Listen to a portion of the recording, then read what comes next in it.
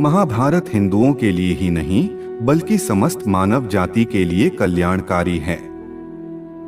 इससे मानव जाति को एक अच्छी शिक्षा और मार्ग मिल सकता है। प्रत्येक व्यक्ति को इसका स्मरण करना चाहिए।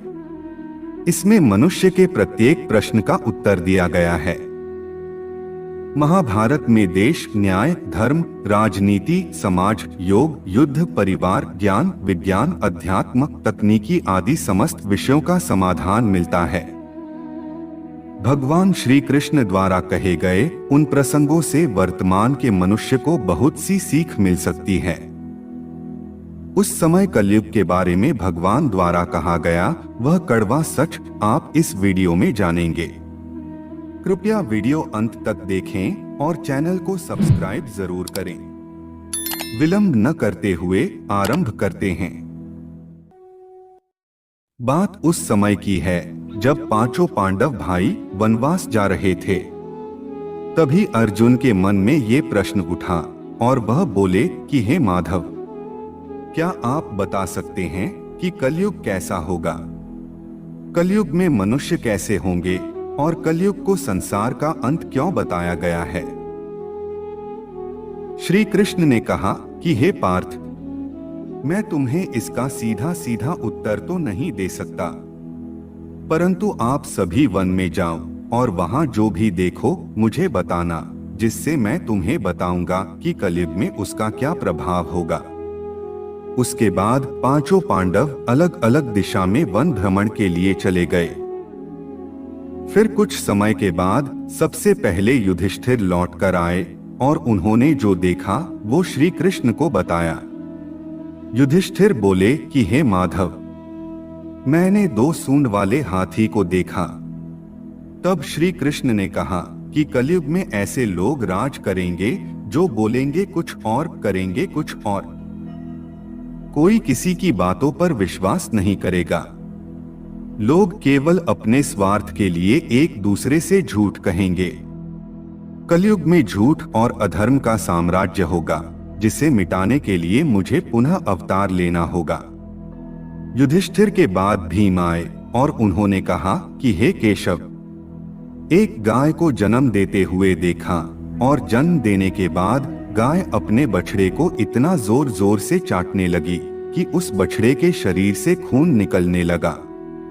भला कोई मां अपनी संतान को कैसे हानि पहुंचा सकती है? जिसका उत्तर देते हुए श्री कृष्ण बोले कि कलयुग में माता पिता की बच्चों के लिए ममता इतनी बढ़ जाएगी कि वो ममता ही उनके बच्चों का जीवन नष्ट कर देगी। बच्चों को अपने विकास का अवसर ही नहीं मिलेगा। वह वही करेंगे जो उनके माता पिता उसे करने को कहेंगे। कलयुग में माता पिता का लोभ अपने बच्चों के लिए इतना बढ़ जाएगा कि वही लोभ बच्चों का भविष्य नष्ट करने का कारण बनेगा।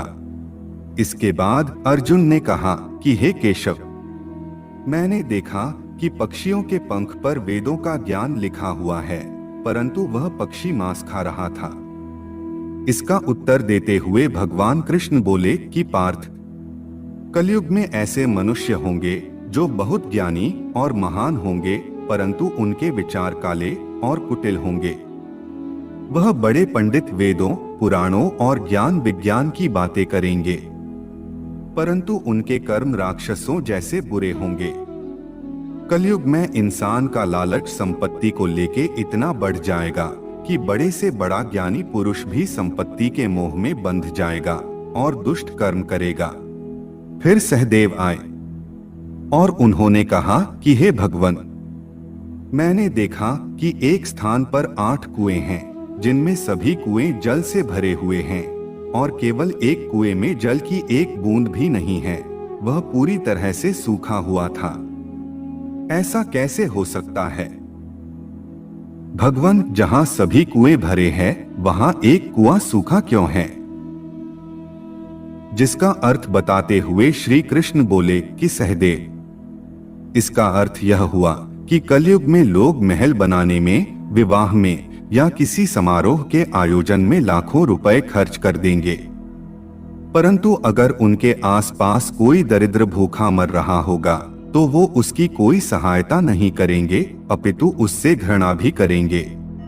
अंत में नकुल वहां आए और बोले कि हे माधव, मैं जब वन में था तो मैंने देखा कि पर्वत के ऊपर से एक विशाल चट्टान लुढ़कते हुए नीचे गिर रही थी।